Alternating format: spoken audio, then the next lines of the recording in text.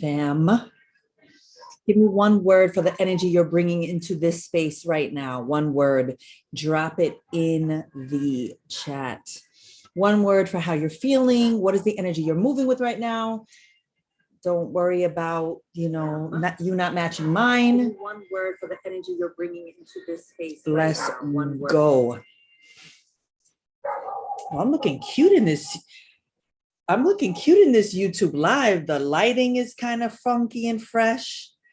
So if y'all want to be there, y'all can be there too. For those of you who want to be in the Zoom, I'm gonna drop that link in here real quick. Someone write this in. I'm gonna give you the Zoom thing, majiggy jig. And any of y'all want to be in here with me, y'all be able to speak to me in real time. And so let's see how this looks. Copy invite link.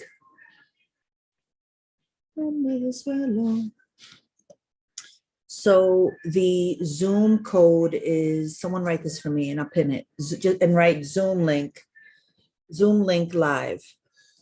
And it's 814-399-18853.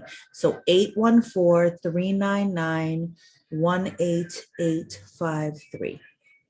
And then you'll be in the Zoom room and I'll answer questions in that space. And yeah, we in all the places. Thank you, Memo. So welcome to my live tonight. I'm really excited to be bringing this like mini workshop tonight. I'm bringing you a mini workshop.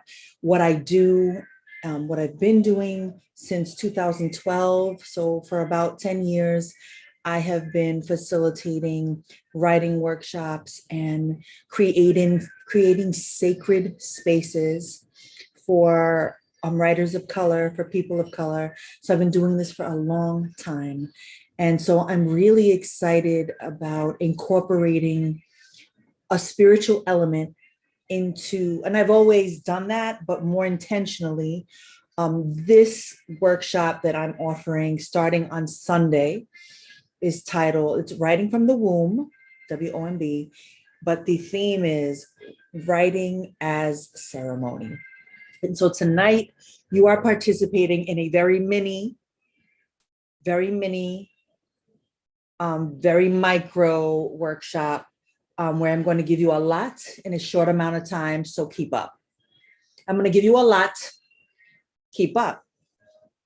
And so welcome to our free intro to Writing as Ceremony. And one of the reflections that I've been feeling for myself personally on my journey, like whole, not just writing, but my journey as Alicia, is that incorporating more ceremony or like more acts of ceremony in the things that I do in my life, give things different meaning and energy. What do I mean? A ceremony is an honoring. A ceremony is a rite of passage. A ceremony is paying homage to or in reverence to someone, something, marking a very significant event.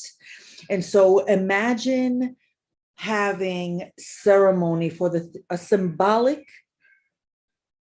moment, a ceremony that you can offer yourself to celebrate something important to you. Let me give you an example. Back in, God, I can't even remember the year. I can't remember the year, but there was, I read in a book, Sark is the writer, S-A-R-K. Sark is a very creative spirit. And by creative, I mean that her books are like written in Crayola and like a crayon. And one of the activities that she offered in her book was to marry yourself. To marry yourself, like on your journey of like self-discovery and self-love. A wonderful ceremony you can offer yourself is marrying yourself until that love that you are waiting for arrives. And so I bought myself flowers. I bought myself a beautiful ring. I bought myself a new outfit. I wrote vows. I made chocolate covered strawberries. I had champagne. Courtney was my ring bearer and my photographer and my witness. And we were on the roof of our apartment in Brooklyn at sunset. And I did this beautiful ceremony, just her and I.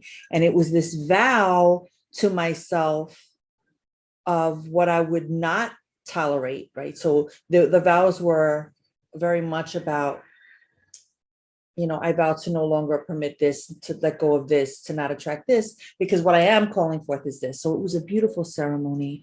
And so we could have ceremonies for many different things, right? And so, yeah, if you're in here, you know that I'm a santera. And so there are ceremonies in my tradition that I participate in. And when I begin the writing from the womb workshops, I'm always asking my writers to reflect on who they write for, right? Who they write for and why they write and who they're leaving this for and who they're bringing into the writer's room. And so we are going to, how tonight is going to roll is I'm going to read to you. I'm going to read from my book, which I haven't picked up in a long time, my memoir, Finding Your Force, A Journey to Love. I'm going to read an excerpt. This is my book. Yes, it's available on Amazon. It is available in all the places where books are sold. Hey, Wanda, my love. So I'm going to read from Finding Your Force to open up our space. Yes. Page 98. Alicia, we have some great news. We are launching a new magazine. You would be supporting the editor-in-chief. Are you interested? Hello, am I interested? Hell yeah. The interview went great. I met the editor-in-chief and we hit it off. This was her first magazine and role as EIC. She had no experience launching a magazine and was putting together a strong team to launch her baby. I was excited at the potential to write for this magazine. I couldn't wait to get to know her. I joined the editorial meetings. She shared concepts with me. It was so much fun learning the step-by-step making of a magazine. I was involved in ordering all of the office equipment, the decor. I finally felt like I was part of a team. Once KB died, I never wrote again. I was uninspired. Our house was an absolute mess. There were piles and piles of clothes everywhere. We were living in an episode of Hoarders. I was so unhappy. I hated my job. After working together for a few months, I started asking for more responsibilities. I showed interest and initiative. My boss knew I wanted to write for the magazine. She didn't respect me. She was horrible to me. She was incredibly disrespectful and condescending. I believed she was a racist. I spent more time ordering shit for her private house parties than doing any real work. Anytime I spoke out on anything, it seemed like she had a problem with me. I really believe she had a problem with the fact that I had ideas and thoughts. I think she just wanted some young, fresh, right out of college, newbie white girl as her assistant. Honestly, I think she picked me because she had to, not because she wanted to. And so as the months went on, I continued to take her shit. and downloaded all the photos from her camera of her travels, ordered the pizza and cupcakes for her daughter's birthday party, bought her makeup at Sephora, and ordered her lunch every day. I was incredibly depressed. I saw Dr. Kate every week for therapy and Dr. Chan for my medications.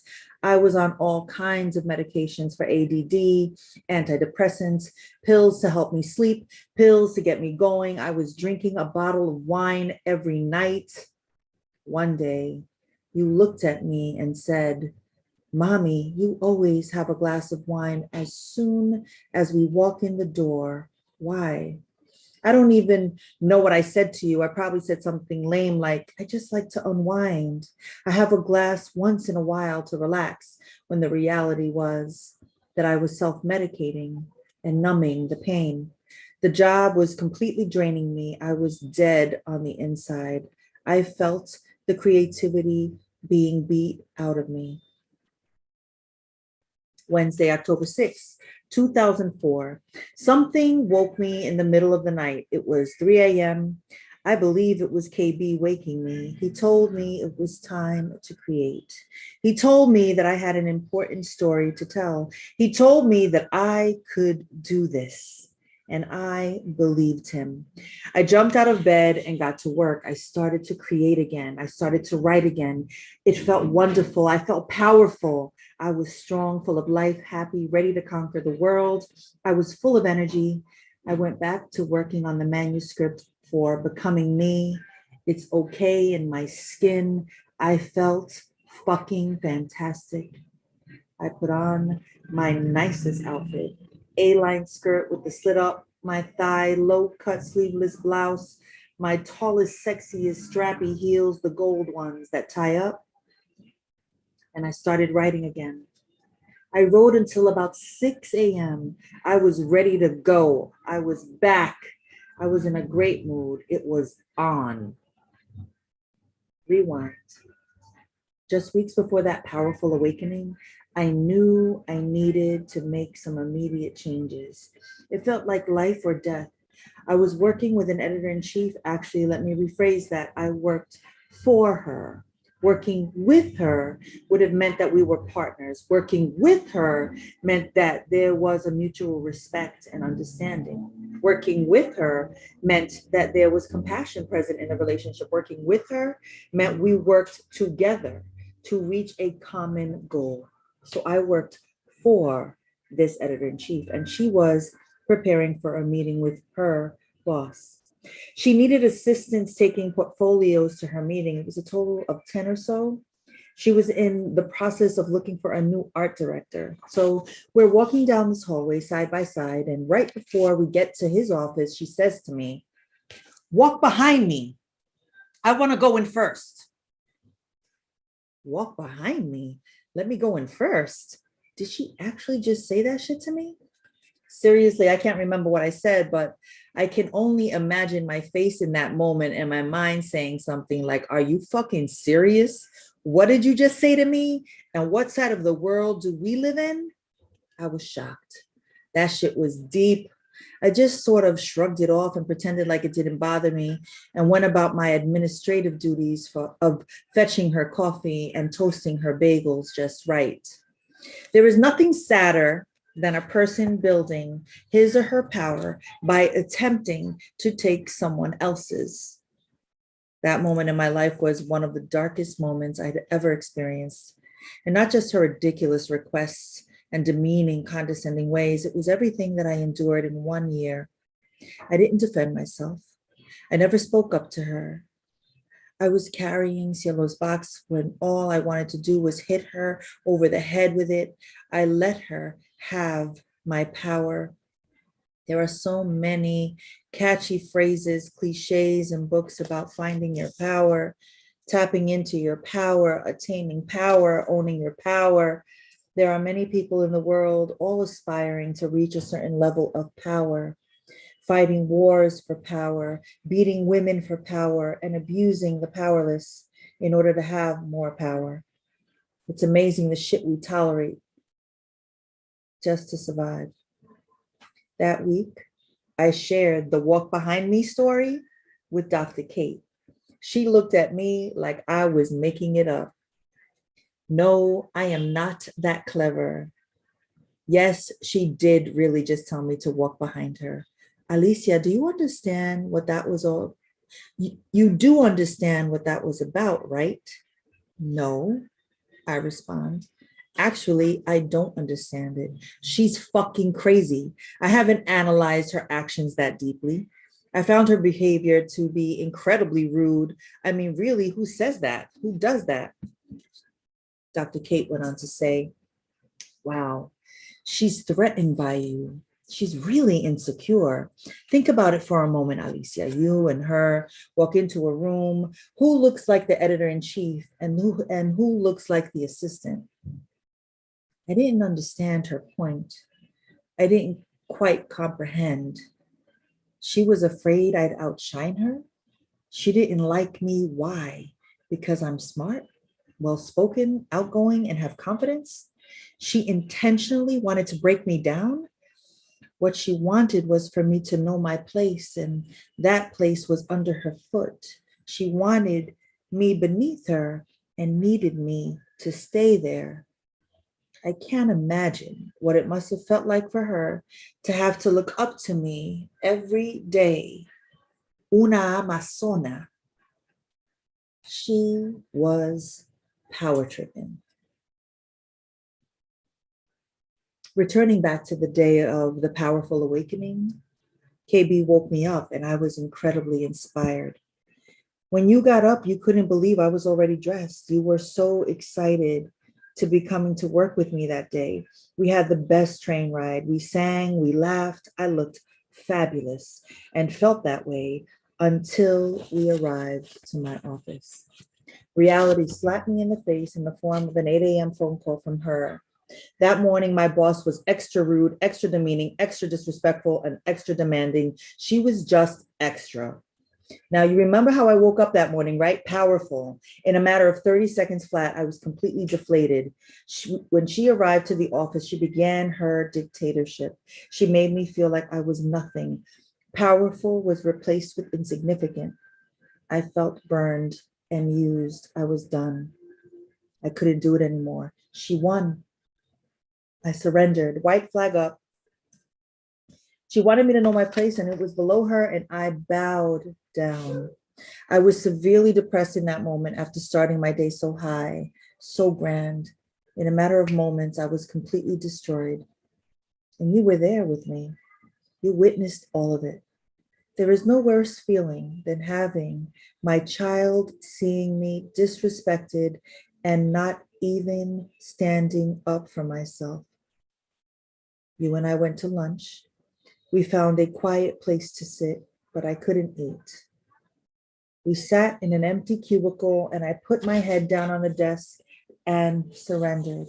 I gave up. I started crying like a baby and said to myself, I can't do this. I can't do this. I can't do this. You just looked over at me, slurping your noodles with this look of pity and said, Mommy, don't cry. It's okay. If you're so unhappy, just quit. And you went right back to slurping. It sounded easy enough. Just quit. So I got up and walked over to my boss's office. I asked her to step outside for a moment. Once outside, I told her I couldn't do this anymore. And I walked away. The days that followed were rough. I wasn't thinking straight. Did I seriously just walk away from the job of a lifetime? There was no thinking about where the money was going to come from, no rational thought. Logical and practical were certainly not in my vocabulary in that moment. I just thought, fuck it, fuck her. But I was in so much pain. Internally, I was destroyed. I spent those days that followed in bed. I didn't eat or shower for days. I didn't care for myself, and I certainly was not taking care of you. I went to my Saturday morning class at NYU, and during the lecture, I just broke down in tears and walked out. I went and sat near the fountain in Washington Square and called Dr. Kate and told her I was falling apart. I was having dark thoughts. I was a mess, crying in hysterics. I was talking crazy, telling her I wanted to quit school. I envisioned burning all of my journals. I wanted to burn everything I'd ever written and abandon my life. I wanted to run and never come back. I was going to leave you. I had gone through enough in my life. I was sick of being beat down. I'd been beaten my whole life. When was it going to fucking end? Maybe when I ended it.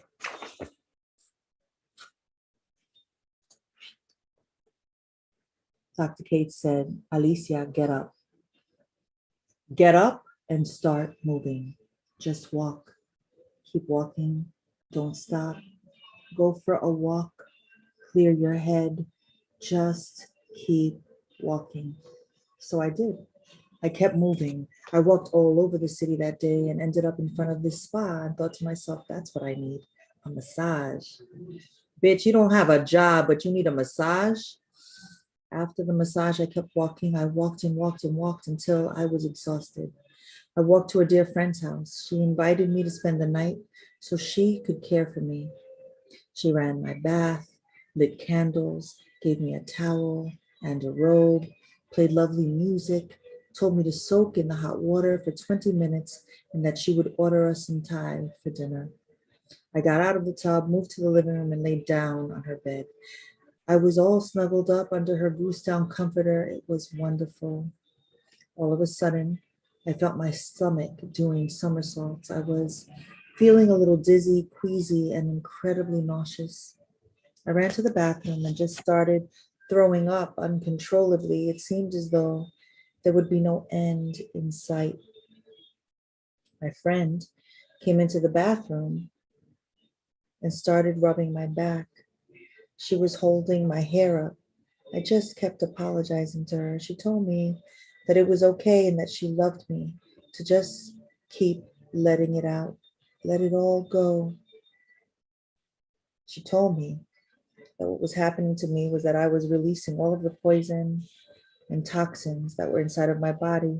The message, the massage helped to move me, to help to move things around internally, and everything shifted. She told me that this release was very necessary for me to begin my healing. I was cleansing. I was finally getting rid of all of the crap that I no longer needed. I was releasing all the shit that was destroying me, killing me, hurting me, and beating me down. I finally understood that I was releasing all of the terrible things that had ever been said to me or about me. I was licking the wounds internally of the years of abuse at the hands of men in my life and some women, physically, mentally, or emotionally, especially at the hands of that terrible boss. I was releasing all of it. The process felt like it lasted a good 20 minutes of nonstop purging. I was completely empty. I lay back down, and shortly after, I went back into the bathroom for round two. I thought I was dying, but what I later understood was that that was exactly what needed to happen. I needed to be completely broken down. I needed to be completely empty so that I could build back up and fill myself with beautiful things. After that moment, I have never stopped moving. There are still areas in my life that need attention and matters that need to be resolved, but until I am ready to deal with them, like my girl Margot used to say, I just keep it moving.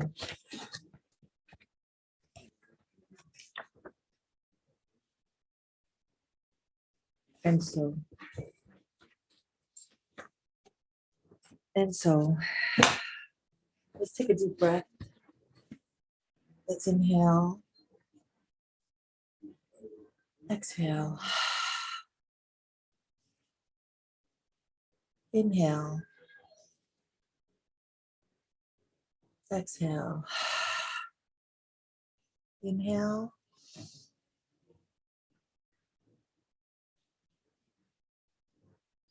exhale. I want you to breathe normally. And I'm going to give you your first prompt. If money was no object, what is the one thing you would devote your life to creating? If money was no object, what would you create right now? Someone write it in the chat.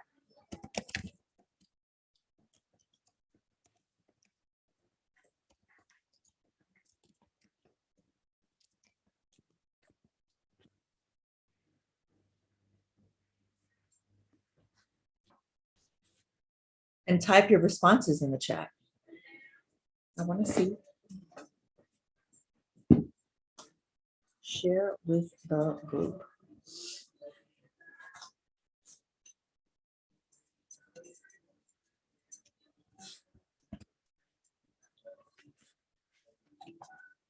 If money was no object, what would you create?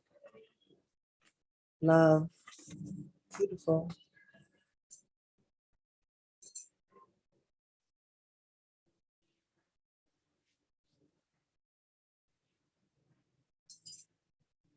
If money was no object, a school. I love that. Beautiful.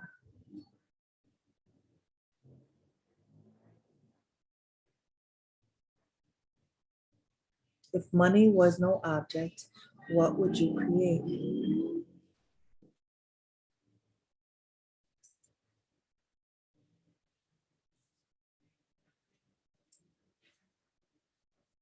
A parenting course.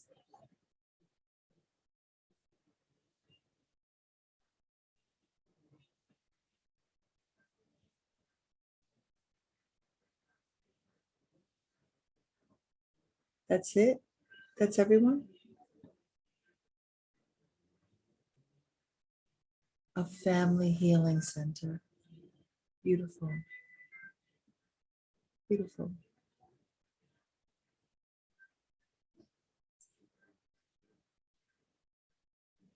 A community center. A book.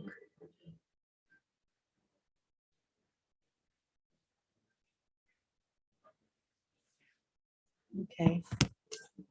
Now I want you to a melanated community. Come on now. Now I want you to think about who you would dedicate that thing that you want to create. Who are you doing it for? Who would it serve? Right? So the prompt is this work, this writing, this thing, this dream, name it. I am doing in honor of, I'd like you to pick someone. Pick someone. Someone that you know or someone that has passed.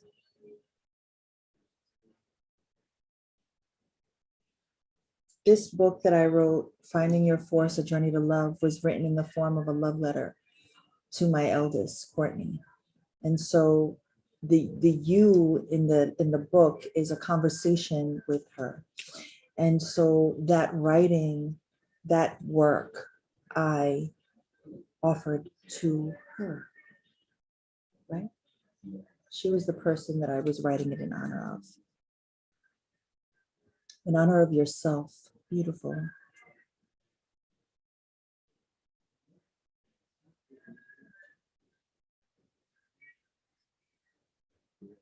So your creation was love, and it's for who?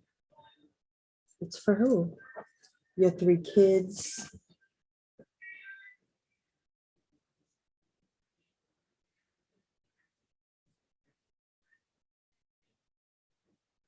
Your grandmother. Beautiful. Beautiful.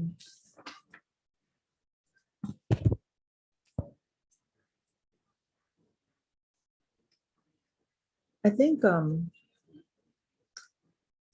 as I get ready to hold space for the last 8 weeks of the year, and I think about writing as ceremony, for those, I don't know who the people are that are going to join. I'm always so surprised at the energy, at the people that spirit brings to me to like hold and create art with and create space. And so for me, the idea of creating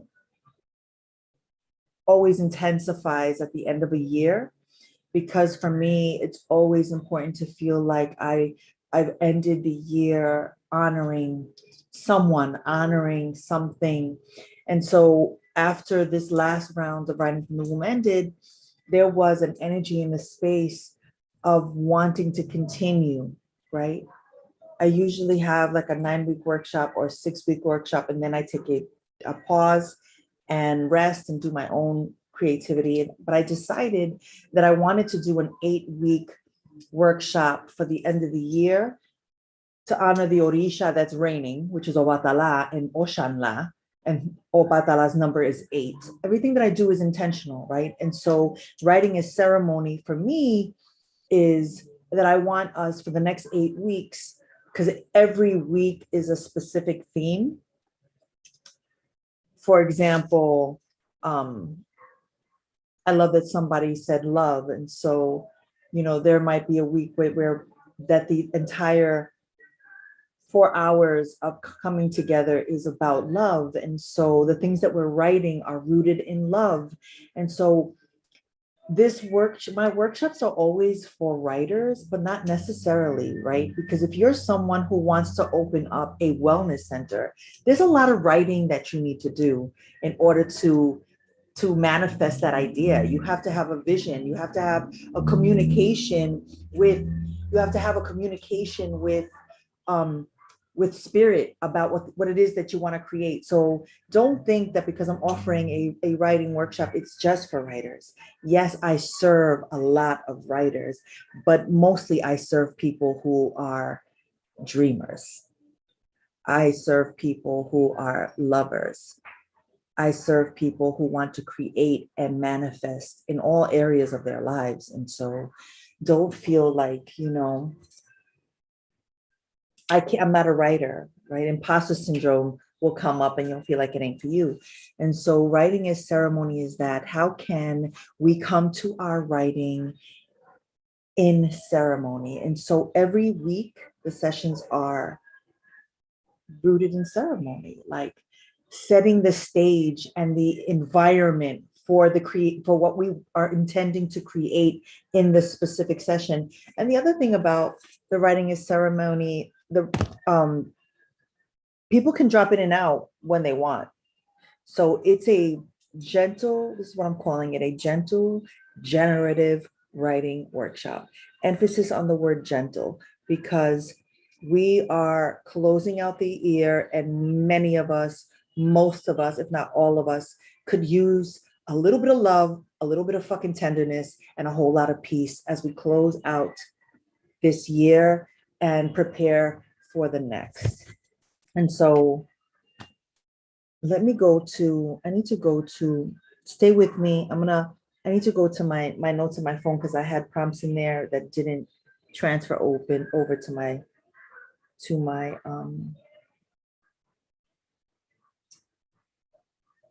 notes. Hang on.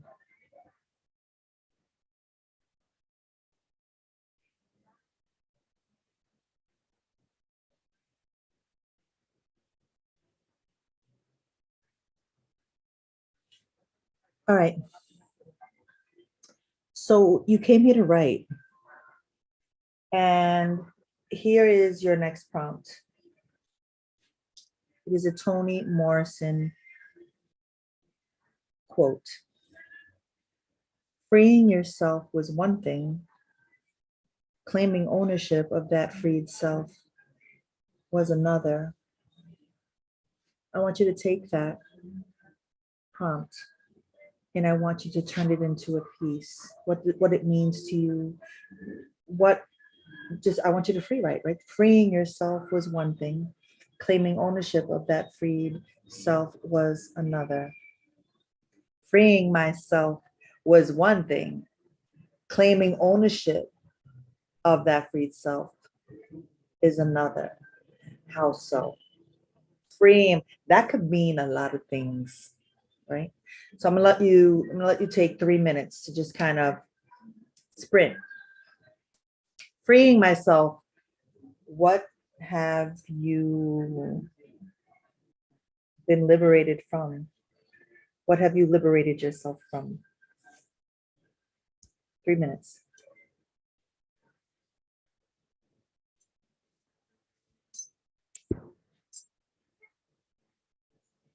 Mm.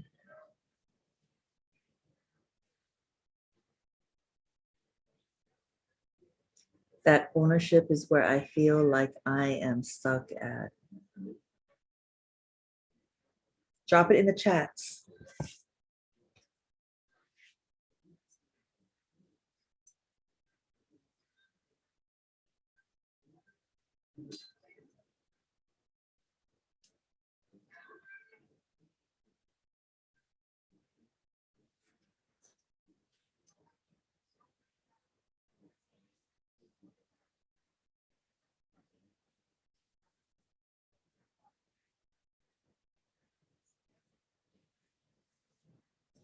Freeing myself was one thing. Claiming ownership of that freed self is another. What does that mean? What are you feeling? Share in the chat.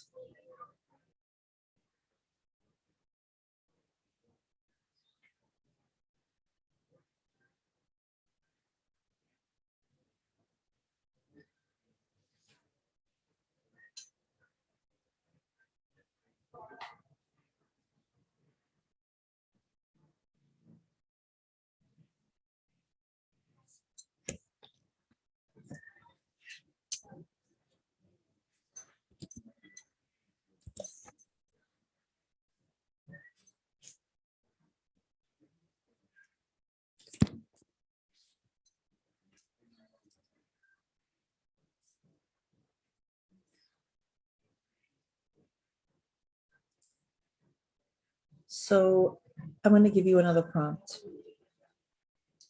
Many of us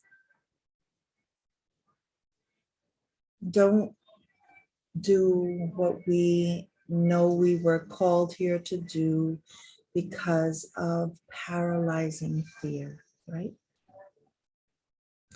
And many of us get in our way, right?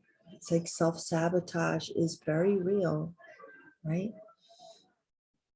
And so part of this writing as ceremony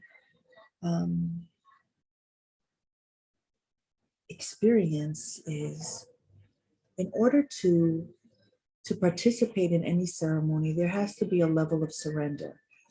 There has to be a level of creating space and time for this thing that you say you really want, right? It's, you're taking yourself seriously. As I think about all of the ceremonies that I have been honored and humbled to participate in my life, and they've been many. They've cutting cord ceremonies, self-love ceremonies, life, death, rebirth ceremonies, mother womb ceremonies, writing ceremony, like all of the things. The one common denominator and thread that enters all of them is that I'm honoring me.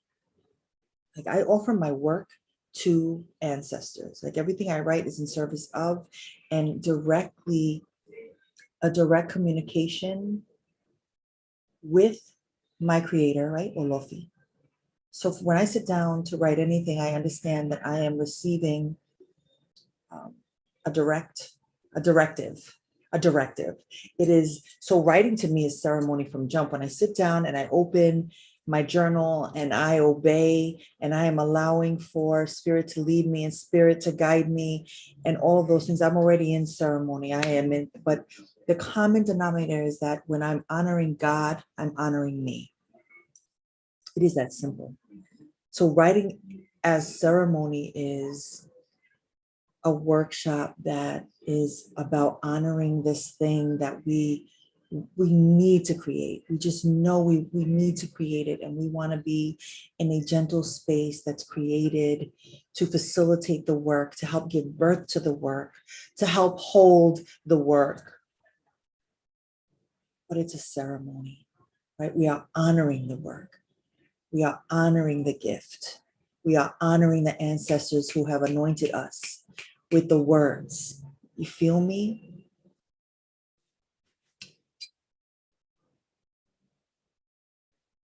Still trying to claim agency over my time, my space, my heart. Yes, Wanda. Freeing myself from toxic relationships was hard but needed, and claiming ownership to identify toxic to never allow that space to enter. Yes.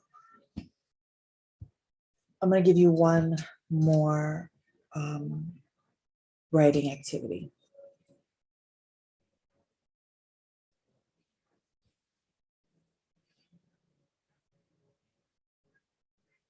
I want you to think about the words, emotions, feelings, and experiences that have had a hold on you, all right? Like, I want you to summarize it. So like your lived experience right now, if you needed to summarize it, like the thing that blocks you, the thing that doesn't allow you, the thing that prevents you, whatever it is, I want you to hold it, like see the word floating, or the words. There might be one or there might be 10. And your prompt is, in order for me to create the thing that I was born to create,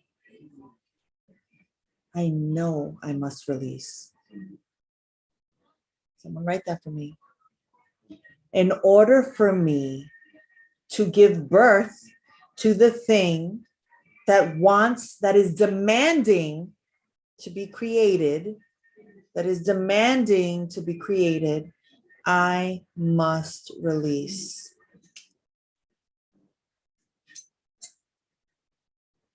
Someone post that for me so I can pin it.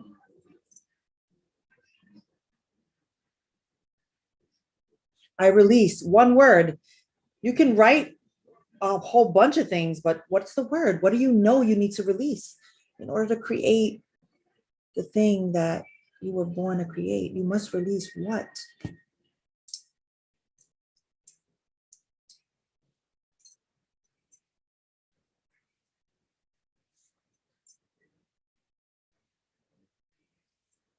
Let me see it in the chat.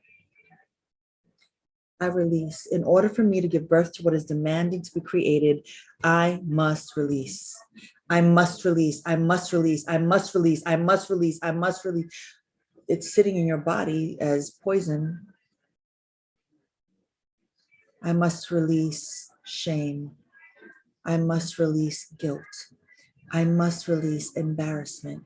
I must release paralysis. Come on, keep going. Keep going. I must release fear. I must release self-doubt. I must release money worries. I must release fear of failure. I must release gaslighting myself. I must release worrying about lo que dirán, what they will say. Some of us are waiting for people to die to begin living. Ooh, loose for that spirit. Some of us are waiting for people to die to actually begin living, to actually begin creating.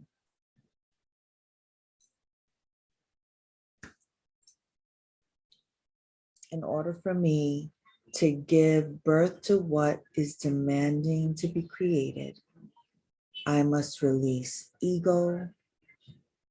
I must release lo que dirán. I must release my fear of being judged, being unloved, solitude.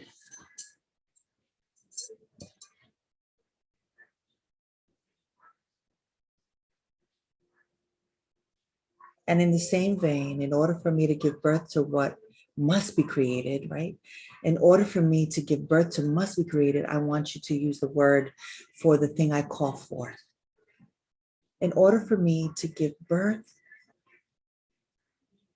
to what needs to be, what I know I need to create, I am calling forth. What am I calling forth now? We released the thing. I release fear. I release shame. I release unworthiness. I release hurt. I release guilt. I release blame. I release self-hate. I release it's too late for me. I release all of my excuses. I release laziness. I release worry. I release judgment. I release all of it. So now I can call forth what I actually need to create, which is courage. I call forth love. I call forth ancestral wisdom that holds me. I call forth fearlessness. What do you call forth? I call forth guidance. I call forth ease. I call forth peace. Yes. I love that. I call forth divine alignment. I call forth confidence. I call forth authenticity. Yes, come through, spirit. I call forth wisdom. I call forth self-love. I call forth compassion. I call forth spiritual guidance. I call forth more and more creativity. I call forth faith, the gift of surrender. I call forth abundance in ideas and dreams and thoughts. I call forth grace. I call forth tenderness. I call forth empathy. I call forth strength. I call forth love. I call forth divine presence. Yes, how beautiful. How beautiful. What if we approached the rest of this year, the 8 weeks that are left of this year, there's only 8 more weeks. What if we spent just a brief moment releasing it? Like not holding on to the things we didn't achieve, the goals we didn't achieve for the year. What if we spend the remaining 8 weeks of this year honoring what we came here to do, calling forth the thing that we came here to do, the thing that we want to create? I am inviting you. I'm inviting you to come and join me in a really beautiful, intimate experience that is absolutely rooted in reverence and honor and a spiritual practice that is my essence. And so I wanted to, just kind of give you a little taste of what working with me feels like, right? Even in this kind of virtual space. I call forth the strength to surrender. Yes, I love that for you, Rose. And I'll take some questions while we're here about anything you want to know about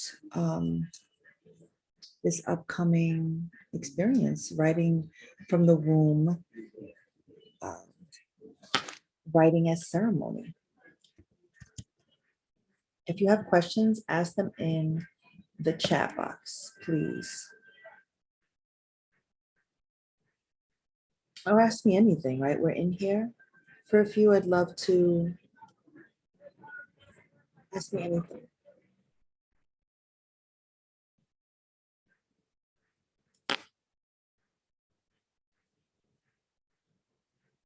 Well, some of you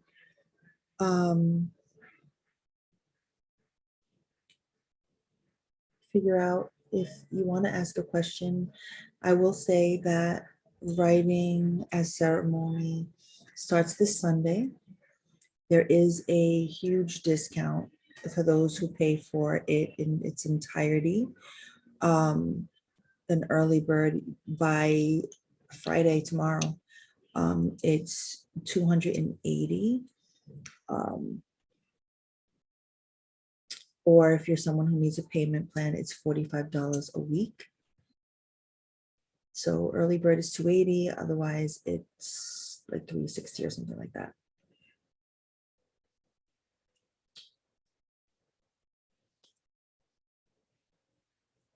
The class is 4 hours from 11 to 2 to 3, 11 a.m. to 3 p.m. for 8 weeks.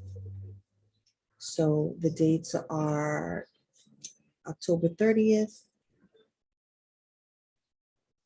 November 6th, November 13th, November 20th, November 27th, December 4th, December 11th, and December 25th, Christmas Day. We are absolutely having the last class and closing ceremony. Ask me anything, fam.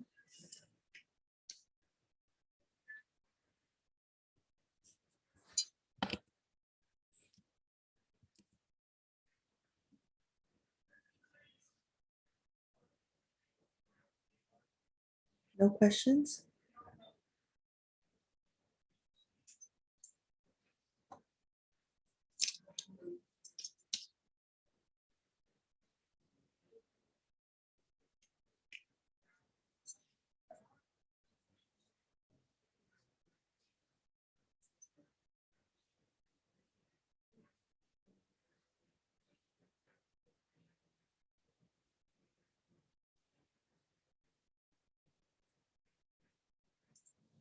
What is your favorite part of holding this space for us?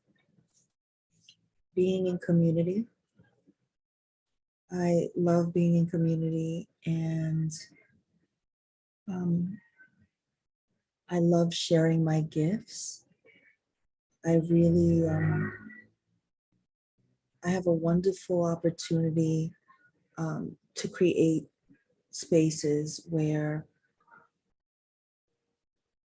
as a spiritual being, I understand that I'm a vessel that receives very specific gifts, and to be able to be in these spaces where I can listen with and for the people that I'm surrounded by is really beautiful.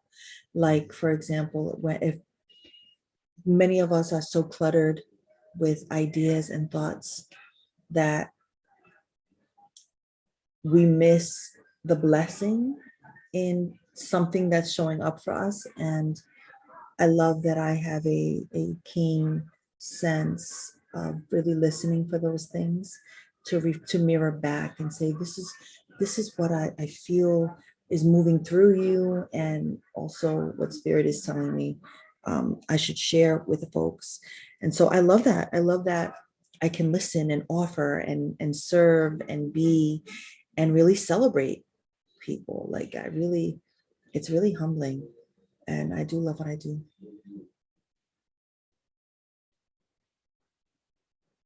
I love you. I love you, Wanda. Thank you. Thank you. Thank you. I love what I do. I mean, I love holding spaces that are sacred and that are safe. And that is very rare for us as people of color. That is very, very rare. And so um,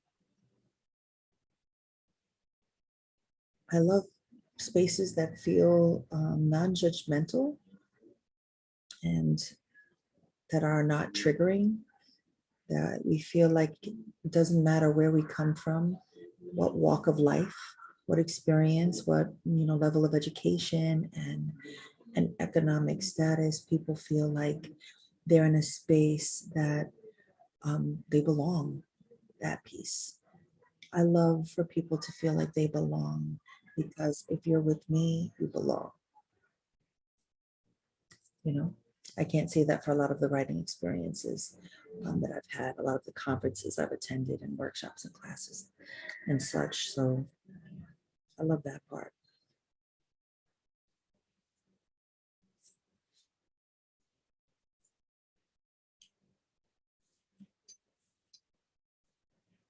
Ask me anything, fam.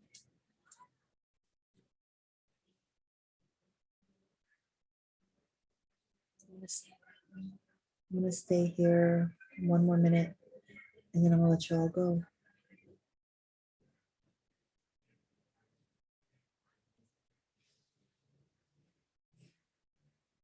So family.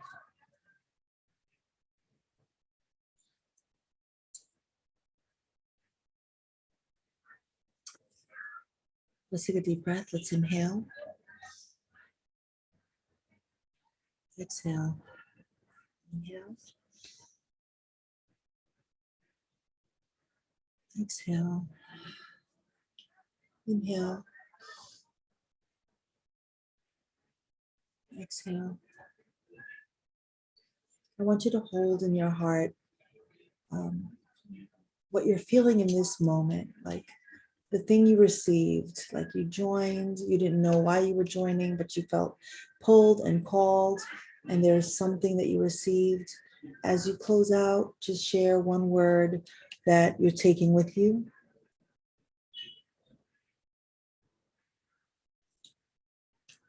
Like one word. Does it matter if you want, there's a question Christine asked, does it matter if you want to do poetry versus longer stories? No, it's no specific genre. It's like folks can come in here, come to the summary, to journal, to dream, to vision, to write anything, can write short stories, flash fiction. They could be designing their website and just writing, you know, reflections about the things that they want to create, you know. So no, it's not genre specific more than it's creating a sacred ceremony for folks to come in and create something each week connected to the greater thing that they want to create. So a few people in here, it's interesting to me because there were a couple of people that they shared that their vision and the thing that they know they were born to create and give birth to are like healing and wellness centers and thing in parenting things and opportunity. And I feel like sometimes we're looking at the end result, like we can't possibly get it or have it. But of course we can't possibly have it or get it if we're not even visioning it on the page, if we're not even writing it, if we're not even having a conversation with spirit and creating a ceremony around the thing that we want to attain, you know. And so I'm excited about being in ceremony for the last 8 weeks with very specific people, whoever that is, where we get to honor the thing that we were born to give birth to, you know. Our words as we close are joy and honor, gratitude. We leave here with joy. We leave here with honor. We leave here with gratitude. We leave here with ownership. We leave here calibrated, recalibrated. We leave here grateful. It's my word. Filled with love. Like things have been shed, like I released peace. Yes, I leave here with peace. I leave here recentered. Yes. Family, I love you. Oh, here's a question in the YouTube. If we have not written like before, would you recommend this as a beginning point? Absolutely. Absolutely. Because each week I'll be providing prompts and beautiful excerpts from things that I love, from writers that I love, so that we can begin to, so we can create, so that we can create whatever it is that's meant to be created, you know, and just share a really beautiful space. You leave here feeling motivated and renewed and new. Beautiful.